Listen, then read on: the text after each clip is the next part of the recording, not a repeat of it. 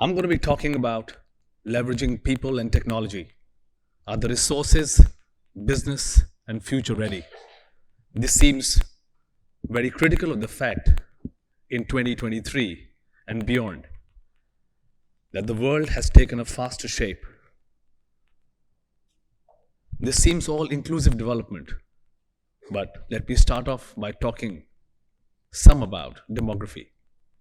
We are the youngest force in India. Looking at the population of 1.45 billion, we are rapidly poised to run our country at 8.7% of GDP. The youngest workforce, talking about the youngest population. The 70% of Indians are below 35 years of age. 65% of Indian population is below 29. A very representative of the fact that we are nicely poised for an inclusive growth.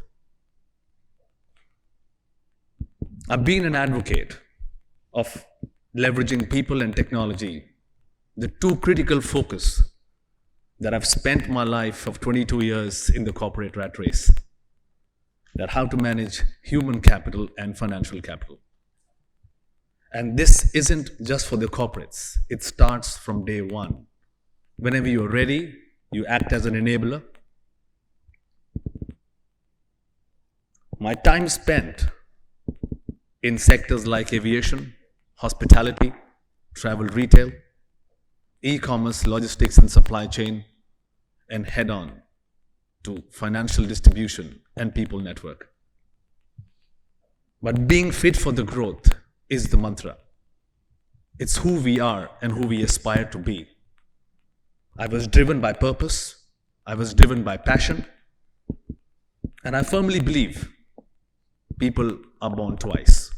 I don't know how many of you believe that we are born twice, but we are. One is your biological growth, when you're biologically born. And the second is when you find your ikigai, which is the purpose of you being alive. So it starts when your journey starts for life. It starts from school, it starts from college, it starts when you take a professional journey and you enable yourself. So act as an enabler has always been the critical takeaway from here. I'm not here to change lives of people, but I'm here to create an impact. Just take 1% and execute. I think I'll be able to add value to your lives. The direction is very clear. The focus is very clear. The only thing that you need to look in your professional life is to find the right suitable runway, because the landings are usually clubbed with the side winds. And I say that with a very strong conviction. The life hasn't been easy with a humble childhood, the growth from strength to strength. But I learned something which is very critical at every age of my life, is to distribute growth. We can only grow when we distribute growth. And this spans across everyone at every age. The biggest leaders, the biggest corporates, the biggest organizations, every time they represent themselves, they are the advocate of growth. And this is what translates the entire ecosystem of leveraging people and technology. Success, influence, communication, and leadership is nowhere to be found. It is just the 6 inches of human mind. This is what we focus on. I've been a practitioner where I talk about people, but always believed that if the recap is stronger, the leadership comes out to be very, very stronger. The longer you recap, the stronger you are as an individual, representative of the fact that you are ready to face the world. Where focus goes, energy flows and result follows, have been pivotal. And there are certain forces in life which I'm thankful to. I have no idea. People ask me, where do you get that energy from? But I do. I dispense that energy. That's my responsibility to enable youth to dispense that energy, to translate that into a smaller critical size bit pieces so that you are ready to face the world. As we all know, when humans are subject to considerable variations, when they are exposed to a certain set of environment, and this is true, when you look at the human cycle and the behavioral cycle of people, as and when you are exposed, it can be your first interview, it can be your, when you take up a brilliant role on the stage and the play. I realized that thing when I became a Macbeth, and that was grade 10. I take back about 20 years back. But yes, it was the game changer. The prefectorial boards, while I was made the transport in charge of the school, which I still love. But yes, I was a prefectorial board. So there are many instances. My 22 years of corporate life have been phenomenal. From aviation, to travel retail, to e-commerce supply chain and non-banking, gave me a lot of strength. And the only thing that I dealt with was people. The only thing that I did was to leverage people. During that tenure, I worked on a very unique concept, which usually people don't follow and they don't do. That was a project Omi. It was Omotanashi. It's a Japanese concept of you being servile. It's usually prevalent in hospitality where you're the subjugation of yourself. That you want to do something for people. It's for the people. As many people say that we spend a lot of time talking about I, who am I? But I think when we talk about inclusiveness as inclusive growth, it's we. As an entrepreneur now, when I realized the ecosystem I created for others, I can do it for myself. That was a pivot. And this is when I realized that, okay, fine, Deep, you are ready to take the world. And that was midst of pandemic. It wasn't easy. The toughest decision of my life came in 2020. And still, people ask me, how do you keep that pace of that momentum? But I realize the fact that there are certain powers that enables me every day to take and do that decision making. And are you on the right track to future? People still question me, my family still questions me, but at the same point in time, I am fully convicted that I know that I can do that. I think the critical part is sometimes we question ourselves, and that is true. When you see on the screen, is to ask ourselves that are we doing the right thing that requires the most important thing to be done or the critically most important things to prioritize. I think priority levels play a huge role in translating what you have to do in your daily life and execution, because execution brings the strategy come to life. And this all translates to a single cause. That is my topic, is to leverage people and technology. Technology isn't a rocket science, came from any of the planets. It is we as humans who created technology. If you look at the penetration numbers, India is nicely poised to become $1 trillion economy by 2025. And that is a huge, huge number.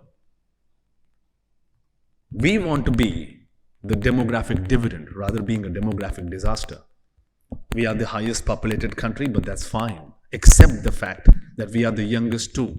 When the entire world is aging, we are heading on for a progressive growth, and which is something to be proud of.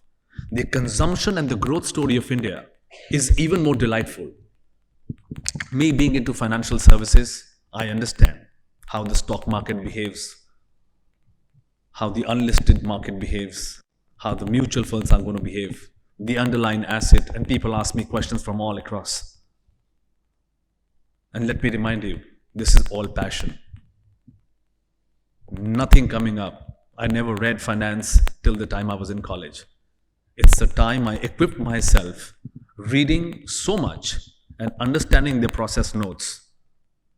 And there are certain skill sets that you should have. I had that skill set in me.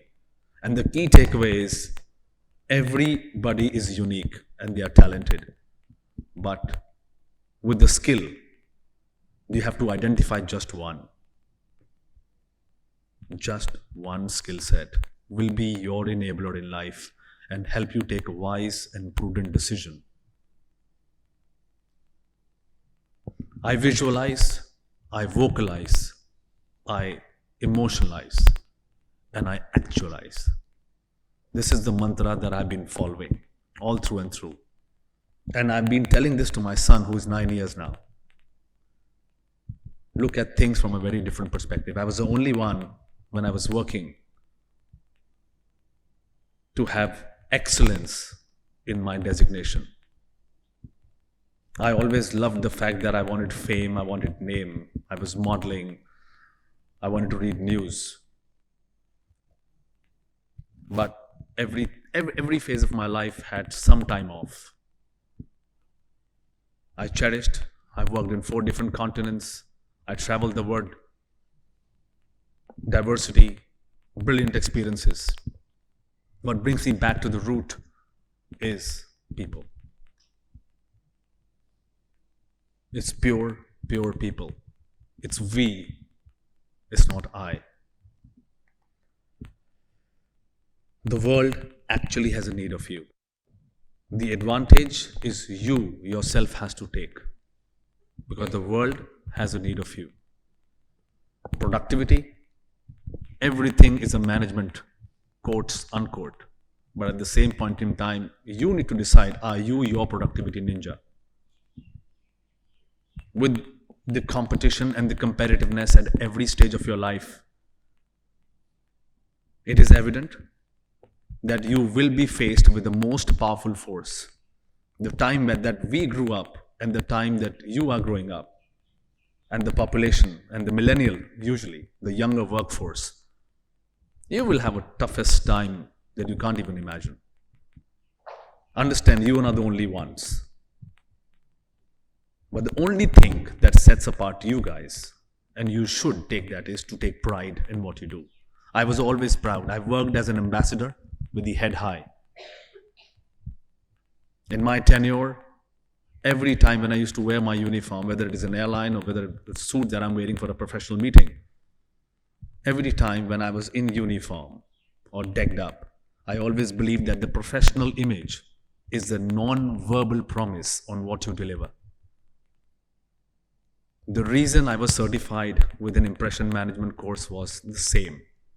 I know I could carry, I know I have a nice voice, I know I can speak well. This was identified when I was much younger. I had no clue what I'm supposed to do, but I did. The bigger question comes in is we realizing the fact, where are we on the learning curve? The learning never stops. And the learning never stopped. I'm still reading, I'm still doing courses, which is most relevant to me, and I'm still learning. And the same translates to me and my family, my son, and of course, the team that I have. The funny part is, from seeking salary to now giving salary as an entrepreneur. It gives me goosebumps, and it is still giving me now, because you've never seen that this would come true, but this came true as a life journey. Realizing the fact, where are you on the learning curve? The learning should never stop. It can be, whether it is a skill set, whether it is a theoretical learning, or whether this is an aptitude learning. Identify, can you do the right job? Or can you describe your job in real sense? Can you describe what you learned? If you have done, I think you've done justice. The bigger question comes in when you decode the risk appetite. I've always been, in my phases of life, high risk taker. And I took the risk, and I get highly paid. This is the real fact of life. The higher risk you carry, the higher you get paid. Unlike the people sitting at the back end, with all due regards and respect to the credential of people, because there are different pedigree, there are different roles that people define. But whether it is a low appetite, whether it is a high appetite, it's you yourself completely to define yourself when you take up that kind of role. Traditional methods of learning, I managed to speak somebody yesterday. The traditional methods when you pass out is different right now. You have to think out of the box, or maybe come back to the box, spend some more time, and then open that box. In real sense of leveraging people and technology, bionic transformation, it's very, very crucial element. And this is my learning of bionic transformation in 2017 to 2020, when I realized that the human capabilities can be combined with the technological advancements, and then hence producing a fantastic returns in terms of taking advantage, reaching the mass audience and scale, because digital enables you to do that. Innovation and efficiency. Humans are prone. The great study I did was Human Factors, which actually talks about your limitations and your advantages, hence for better understanding. So when I was with the airline, high pressure jobs, there are certain instances that would shiver. And I still myself, when I look at my stages and the incidents that happen. In this digital piece that we are talking, and this digital leverage that we are talking, minus 5 years, I had no clue that I'll be doing this. The platform, the forum, every time when I go and talk to the younger generation, I don't call myself old, but when I talk to the younger generation, it feels that the only thing left right now is to focus on the need of others, the subjugation of you being servile. People don't do that. If anybody would have been to Japan, they would realize how good as a country they are, how stable and content as a country they are. I think that's the biggest example that I could give in regards to the demography. The final aspect of my talk is, when you leverage people, when you talk about people, the bigger focus comes is if you think that you're ready, and if you are ready, are you focused enough? And we can decode this multiple times with a lot of examples. My airline stint, when I was posted in multiple stations across the globe, I've seen death. I've saved 3 lives. I was trained multiple times. And when I came back and told my mom, I'm not doing this job and I'm done. And this happened on the 3rd year, this happened on the 6th year, this happened on the 9th year, and this happened on the 10th year when I actually resigned. And this is true to say, the kind of learning and the training that you went through at an early age leaves a far more stronger impact that you can actually get when you're growing up. The final aspect is, in this phase of my life, when I actually realize that I'm here to change lives of people, I want to make sure that you guys are sitting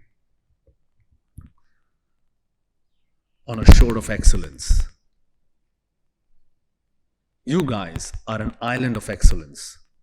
I don't want you sail, or I don't want you guys to sail on the sea of mediocrity. Thank you very much.